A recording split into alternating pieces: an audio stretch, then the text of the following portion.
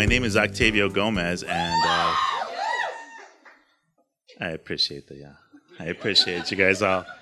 The story I'm going to tell today is about my grandma, of course. I love those ladies, and this is my paternal grandmother. I was 16 years old. I got sent to Mexico to live there, to educate myself on my culture. My father sent all of his children there, at least for 3 months, if not longer, and this was going to be about a year's stay for me. He took me out of school, sent me to Mexico, and it was to learn my roots, to learn my heritage, and when I got there, I thought I was pretty Mexican enough. I was like, kids at school don't accept me. I'm one of you guys. Lo and behold, I didn't know shit. I mean, I'm serious. There's some things, and I'm going to just teach you a few things here. You guys know what this is, and here's for the video. That is not the preferred vulgarism in Mexico. This is. And this looks like okay. Let's extend the fingers, that's okay. Curl them, that's huevos. Not good. In Mexico, that means balls. Huevos actually translates to eggs, but it's not what it translates to in Spanish. It means either you're an asshole, probably the circle, I'm guessing, and or, an egg is round like that as well, so you're lazy. So huevón or huevos, asshole or lazy. Now, when people here in America are talking about something being expensive, have you been to that restaurant?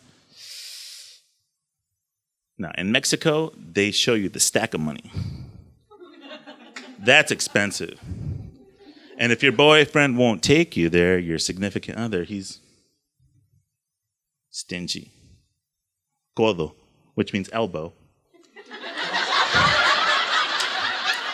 But obviously, somebody who's an elbow is very stingy, and I don't understand why.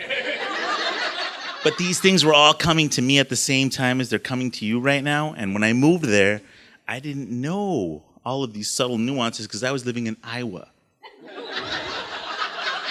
which is 95% white, kind of like here. So I'm living my life. My father says, you need to go learn your heritage. Boots me off to Mexico. I'm thinking, I know my heritage, but they wouldn't even accept me into their schooling system down there. No. You need to go to some kind of school where you learn mechanics, something more mechanical. You're not smart enough to actually attend the schooling system here. And that was fine. I went to automotive school. And there, you really don't learn much about automotives. You learn a heck of a lot about the language and how to annoy women on the subway. We used to skip class, and I would go along with them. Peer pressure was very, very prevalent in that time for me. And we would say things to the women on the subway. And so I learned a lot about the language, and I would go back home, and I would share these things with my cousin. He was like, where did you learn that? How did you know about that? And I was like, yeah, I learned things. And so the story is, one day I went to school, and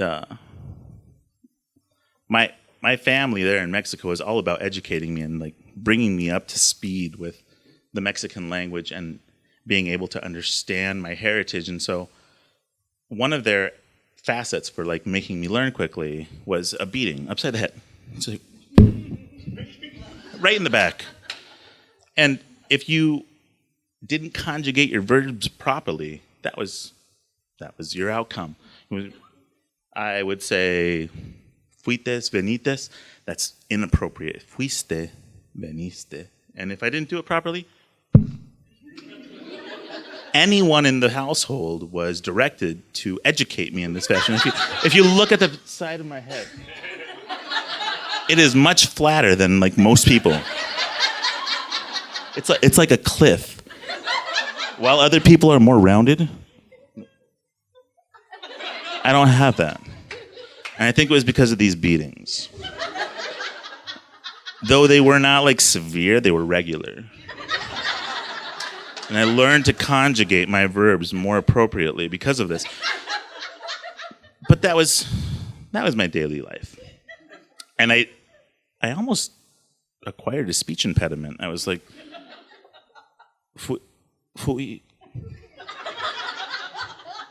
fuiste? And they would look at me like, yeah. You got it. Or they start like getting up, like, it's my turn. You hit him last time. And I would be like, fuiste, not fuites. And so my whole life was surrounded about learning how to conjugate verbs, learning how to put, sentences properly together. Because if you've ever studied Spanish, you know that it's kind of reversed. You don't necessarily put the noun in front of the verb, things like that. And so I'm going to school, and I get home, and I go, and I have this common thing where I go and I, knock on the door, and then I tell my aunt, who's my favorite aunt? Who's my favorite aunt? I'm trying to get camaraderie with these people so they don't beat me as much. But I get home, and I'm like, I knock on the door, I'm like, and nobody comes to the door. And so I'm tall. I'm like a giant in Mexico. I have a cousin that's actually living in Mexico, and he's taller than I am, and they call him a cyclops. They call him a cyclops. One because he has a marble eye, but two because he's really tall. And so I have my ring, and I go to this window that's like a little higher than most windows are. And I tap on this window. I'm like, and you guys know that ditty, right? I mean, it's shave and a haircut, dun dun, 2 bits. And there was a show that had, it wasn't a show, it was a movie that had just come out not too long before I actually went to Mexico on my heritage learning mission. And it was called Who Framed Roger Rabbit? Some of you might be familiar with this movie, and if you aren't, well, then go check it out on, Google, whatever. It's a ditty. It's a little ditty that has absolutely no significance in our culture. But in Mexico, it is, go fuck your mother, asshole. There's no way I could have known this. I was new. I was fresh to the culture, but I'm a Mexican as far as they're concerned. I should have known this, right? I tap that on the glass, and I go stand by the window. It's like these big, huge iron doors. And there's like this little daisy wheel of holes where, you slide it open, you look to see who's knocking. And I see that there's light coming through the other side of the daisy holes, and I'm like, that's my aunt. And the door opens, and I'm like, who's my favorite aunt? And I just get one of these. I would have done it as hard as it actually happened, where my face went like, but I would have smacked the microphone that way, so I didn't. I had never been slapped so hard in my life. And I watched this, I listened to NPR. I don't know if any of you do. And I was like listening to this study. And that Brown University did. And they actually found this like correlation between beatings and learning.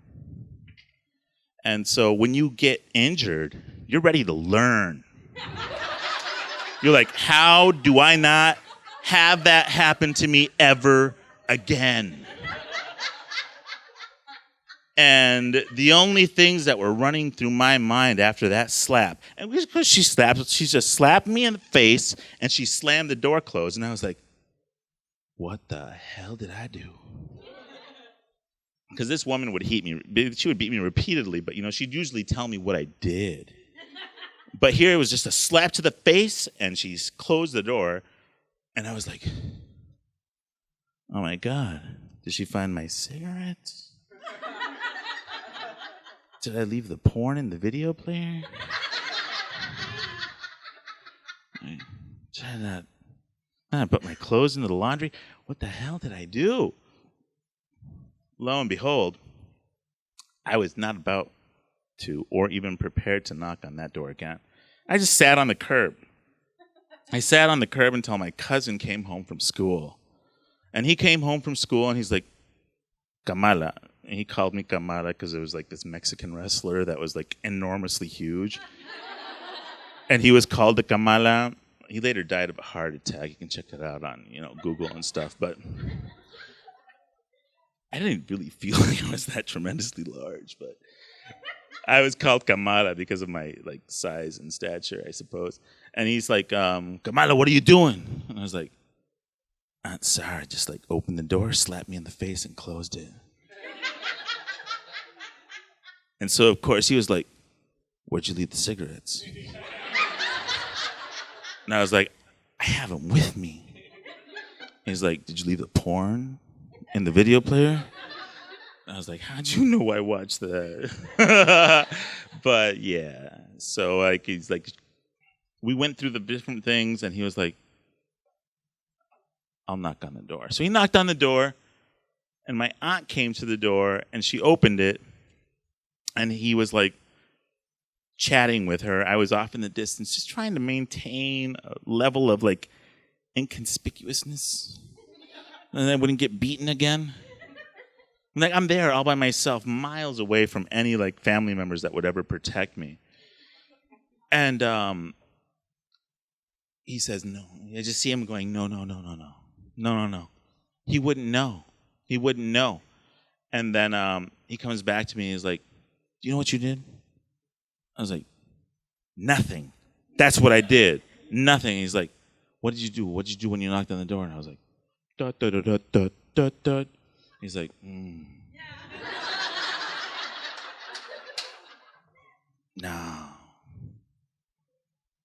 I was like, what? And he's like, goes back to my aunt, just leaves me standing there. And he's like, he doesn't know. She's like, no. You do not play stupid. Do not play stupid with me. And she's like, he's holding her back. Like, I was denying something that I had done deliberately. And he's like, no. He's holding her back. And inevitably, like we both enter inside. And then we go to my grandma. And my grandma's sitting there. And she's like, do you know who's here? I was like, no. He's like, your Aunt Paula. I was like, I don't know who she is. I mean, I have plenty of family members in Mexico that I have no clue about because I never lived there. But apparently she'd moved. Well, she hadn't moved. She traveled from Puebla, which is, like any insignificant city I could say for you guys, distance to come see me, the son of my father. And she's like, she came from Puebla just to see you. And I was like, whatevs. But I'm not saying any of these things. And I'm like, oh yeah, Cuca. And she's like, and this is how you greet her. This is the reception she gets from you. I'm like, no. I didn't do anything.